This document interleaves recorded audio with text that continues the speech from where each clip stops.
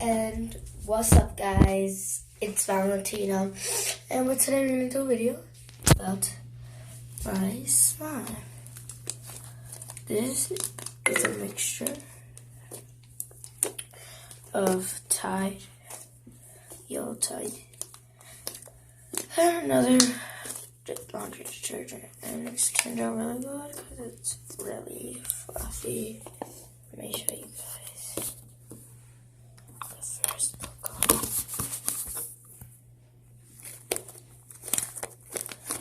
Right, guys. But like you see it, it's like it's a good Instagram swirl. Like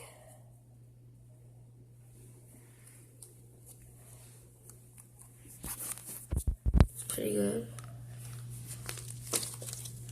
You wanna see my slime bubble? Wait a second. It's gonna be like a little short video. Let's see my Instagram swirl. Look now. Yeah, it broke. But it's good because it like breaks a little bit. It's not too well. If I stretch better, it would have made it even good. But you know. And like what I do to make my slime bubbles, I stretch it out like that. And then I start to form it.